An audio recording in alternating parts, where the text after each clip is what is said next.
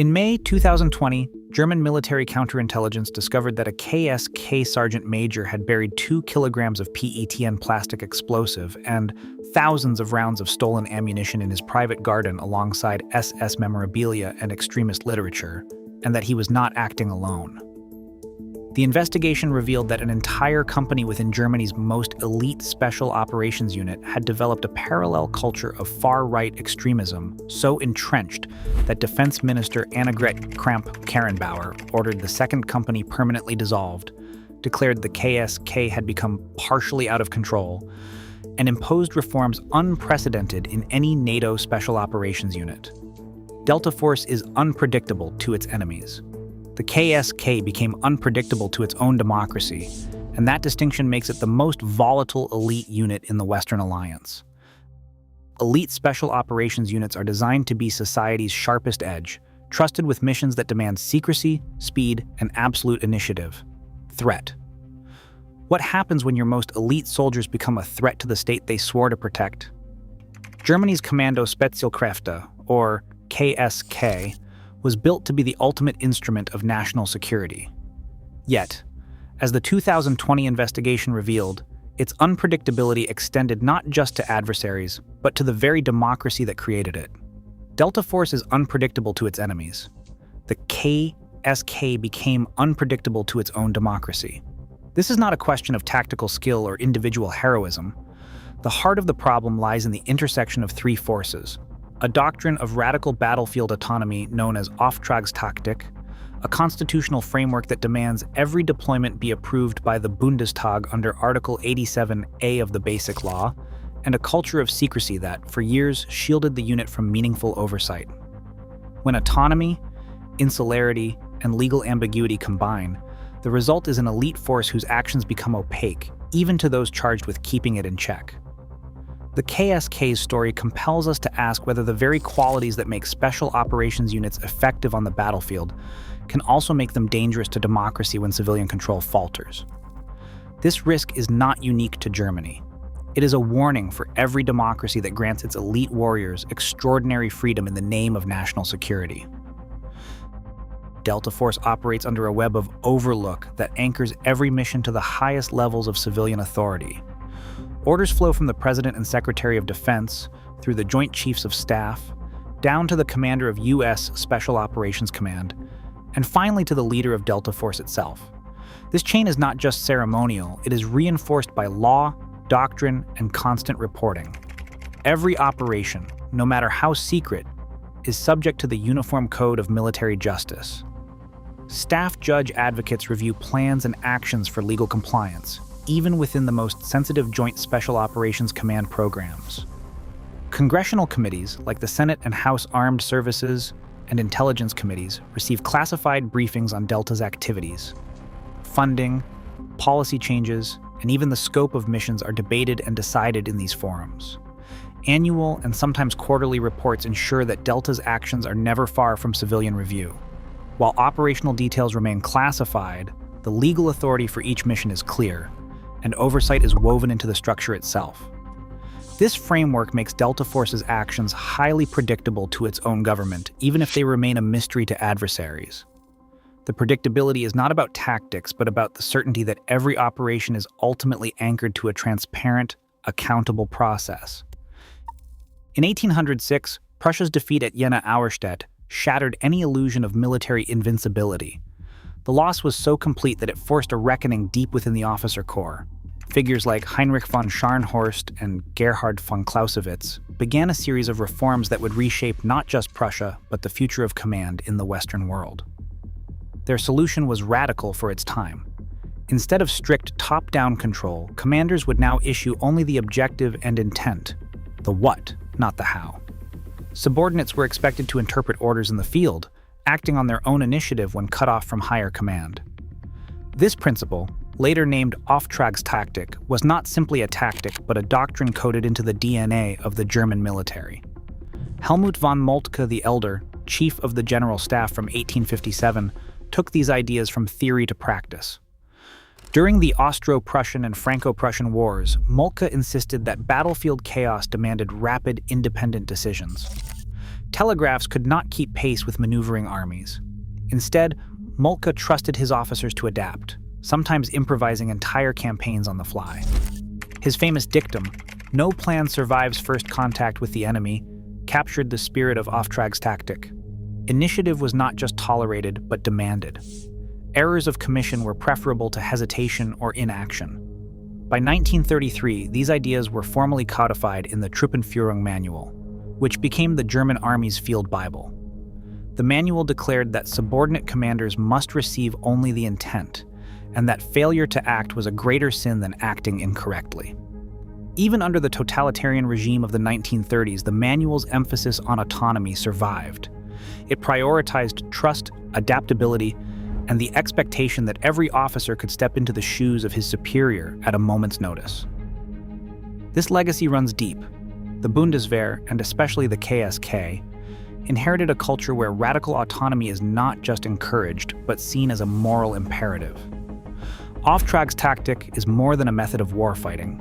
It is a worldview, one that continues to shape how Germany's elite units operate, for better or worse. The roots of unpredictability in units like the KSK stretch back over 2 centuries, embedded in doctrine, reinforced by history, and codified in the very manuals that train each new generation. Bundeswehr doctrine today still carries the imprint of Auftragstaktik, but the environment around it has changed. The KSK operates within a German military culture that prizes radical autonomy, yet now finds itself under the microscope of NATO allies and democratic institutions. Professor Michael Henkel, a member of the Bundeswehr's Civilian Oversight Board, has described the KSK as a force shaped by 2 centuries of mission-type command, yet increasingly out of step with the legal and political realities of the modern Bundeswehr. In 2018, a NATO stabilization exercise brought these tensions into focus. Observers noted that while most Allied special operations teams followed tightly scripted timelines, KSK squads received only a statement of intent and broad objectives. Their leaders were expected to improvise, making real-time decisions without waiting for higher approval. This approach, inherited from Prussian doctrine, is still celebrated inside the Bundeswehr as a marker of professionalism, but it also creates a gap between how the KSK understands its mission and how civilian authorities expect to control it. NATO's own doctrine now formally embraces mission command, emphasizing central intent with decentralized execution. Yet, in practice, national caveats and parliamentary mandates often force German units to operate with restrictions that are unfamiliar to many allies. Professor Henkel has pointed out that this duality, radical autonomy in the field, rigid legal oversight at home, creates ambiguity that is difficult to resolve. During the 2018 exercise, for example, KSK teams adapted their missions on the fly, sometimes diverging from the original plan to exploit fleeting opportunities. This flexibility impressed some NATO partners but unsettled others, especially when German legal advisors had to clarify after the fact whether certain actions fit within the approved mandate. The result is a kind of institutional friction. The KSK's operational freedom, rooted in Auftragstaktik, is both its greatest strength and its most significant oversight challenge. When the boundaries of civilian control are defined not just by law, but by a patchwork of parliamentary votes and shifting political expectations, the space for UN predictable outcomes widens. As Professor Henkel observed, the KSK's autonomy is not a relic of the past. It is an active force shaping the unit's relationship with the state, its allies, and the law. This tension sets the stage for the deeper legal strains that follow, where autonomy and oversight collide in ways that no other Western Special Operations Unit faces. Article 87A of Germany's Basic Law draws a bright line around the use of military force. The Bundeswehr's role is defined first and foremost as defensive. Any mission beyond that, even peacekeeping or training abroad, demands explicit approval from the Bundestag. This is not a formality. Every deployment must pass through a detailed legislative process. The government submits a mandate request specifying the mission's legal basis, its geographic scope, duration, troop numbers, and rules of engagement. The Defense Committee reviews the proposal, holds hearings, and submits recommendations, but the final decision always rests with a full parliamentary vote. Approval is never open-ended. Mandates are time-limited, typically 12 months, and must be renewed, amended, or terminated by the Bundestag, sometimes in the middle of ongoing operations. The scope of these mandates is precise. Caveats can limit where German troops operate, what weapons they use, and under what conditions they may engage. For example, the Bundestag can prohibit offensive operations, restrict deployments to certain provinces, or require that lethal force only be used in immediate self-defense. These restrictions are not just bureaucratic hurdles, they are binding legal obligations. Commanders must translate every caveat into operational orders, and any deviation can trigger both legal and political consequences. No other Western democracy subjects its special operations forces to this level of parliamentary reservation. The United States, for example, allows the executive branch broad authority to deploy units like Delta Force without legislative micromanagement. In Germany, every KSK mission abroad is shaped by the shifting consensus of elected representatives. The result is a command environment where legal clarity and political oversight are inseparable from military planning. This system was designed to prevent the unchecked autonomy that once allowed German armed forces to operate beyond civilian control.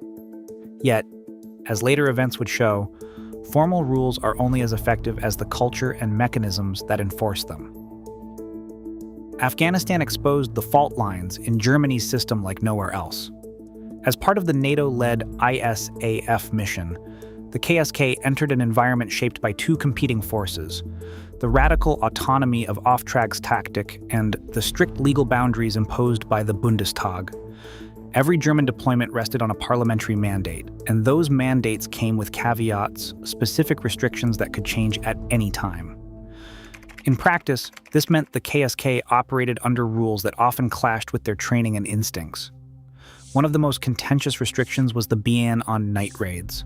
While Allied special operations units, including Delta Force, carried out high-risk missions after dark, the Bundestag's caveats prohibited German forces from participating in offensive operations outside immediate self-defense. Heavy weapons were also tightly controlled. KSK teams found themselves limited to certain provinces, unable to pursue targets across district lines without a new vote in Berlin. Each of these caveats was a direct translation of political debate into battlefield constraint. The result was a growing sense of frustration among KSK operators. They were trained to act on initiative, to adapt quickly and exploit fleeting opportunities. But the legal leash imposed by the Basic Law and parliamentary oversight forced them to second-guess every move. Operators described the experience as fighting with one hand tied behind their backs. Night after night, actionable intelligence would come in: locations, patterns, windows of vulnerability, but the mandate's restrictions meant standing down while others took the lead. This tension did more than just hamper effectiveness. It bred a culture of secrecy and resentment within the unit. Workarounds became common, embedding with allies, stretching the interpretation of self-defense, keeping details off the official record. The KSK's internal cohesion hardened, but so did its distance from oversight. The Afghanistan experience became a stress test, revealing how the collision of autonomy and legal constraint could drive a wedge between elite soldiers and the democracy they served. Kommando Spezialkräfte was created in 1996 as Germany's answer to a glaring gap in its military capability. The Rwanda evacuation fiasco in 1994 had exposed the Bundeswehr's lack of a dedicated special operations force. When the KSK stood up at Graf Zeppelin Kaserne in Kalu, its charter was shaped by more than just operational necessity.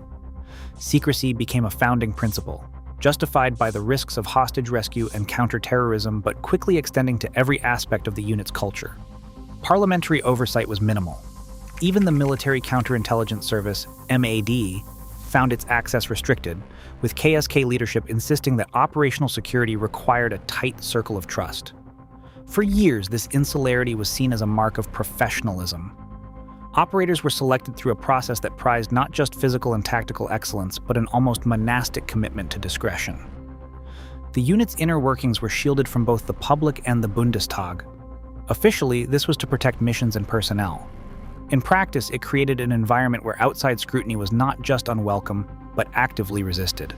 By the late 2010s, cracks began to show. In April 2017, a farewell party for a departing KSK commander turned into a scandal. Reports surfaced of soldiers giving Nazi salutes, playing banned far-right music, and staging contests with pig heads. The incident was not immediately reported to authorities. Instead, it was handled internally, with the chain of command downplaying its seriousness. Only after press leaks and mounting public pressure did the Ministry of Defense order a formal investigation. This was not an isolated episode.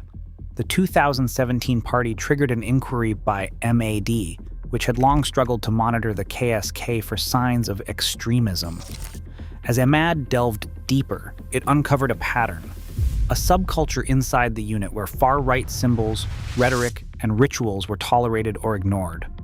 MAD's 2018 probe identified a cluster of personnel with extremist ties, but the full extent remained hidden, buried beneath layers of operational secrecy and a reluctance to challenge the unit's autonomy. The KSK's founding logic, radical autonomy, protected by secrecy, had become its greatest vulnerability. The very mechanisms designed to make the unit effective on the battlefield now shielded it from democratic oversight. When the Bundestag asked questions, answers were partial or delayed. Inventories went unchecked. Disciplinary issues were settled quietly. The stage was set for the discovery in 2020 that would force the German government to confront just how far the KSK's culture had drifted from the values it was meant to defend. Buried beneath a quiet garden in rural Saxony, investigators from the Military Counterintelligence Service unearthed a cache that would shake the foundations of Germany's most secretive military unit. In May 2020, they uncovered containers filled with thousands of rounds of stolen ammunition, detonators, and over 2 kilograms of PETN plastic explosive. The property belonged to a KSK sergeant major, but the implications reached far beyond one man's actions. Audits soon revealed that, across the KSK, nearly 48,000 rounds of ammunition and 62 kilograms of explosives were missing from official inventories. These were not isolated oversights. They pointed to a breakdown in accountability, shielded by years of operational secrecy and cultural insularity. The response from Berlin was immediate and unprecedented. Defense Minister Annegret Kramp-Karrenbauer stood before the press on June 30, 2020, and announced the dissolution of the KSK's entire second company. She described the unit as partially out of control, warning that an elite that does not fit into a democracy has no place in the Bundeswehr. The message was unmistakable. Operational autonomy and secrecy, once justified by the demands of special operations, had become a liability to the very democracy the KSK was sworn to defend. The scandal triggered a sweeping 60-point reform plan. The measures were granular and far-reaching. All KSK personnel faced enhanced vetting and psychological screening.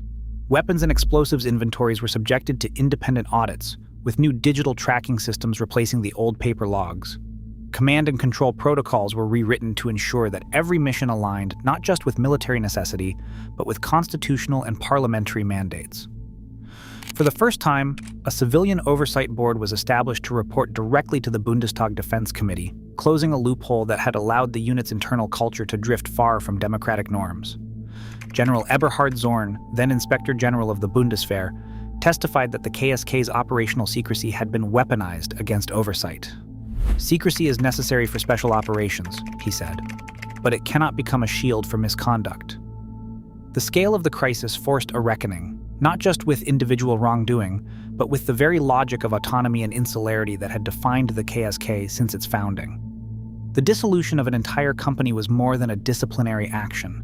It was a public admission that the system of checks and balances had failed. The reforms did not erase the past, but they signaled a new era of civilian control. Each point in the plan represented an attempt to restore trust, to ensure that no unit, however elite, could operate beyond the reach of democratic oversight. The KSK's collapse and forced reconstruction became a warning for every Western democracy. The same qualities that make special operations forces so effective, autonomy, secrecy, and self-reliance can, without vigilant control, turn even the most trusted units into unpredictable actors, not just for adversaries, but for the societies they serve. Today, Germany's KSK stands as a warning. When radical autonomy, constitutional constraint, and internal secrecy collide, unpredictability doesn't just target enemies, it threatens the democracy that forged the unit. As Defense Minister Kramp-Karrenbauer warned, an elite that does not fit into a democracy has no place in the Bundeswehr. The lesson echoes far beyond Germany. Unchecked autonomy in any special operations force risk crossing the line from asset to liability.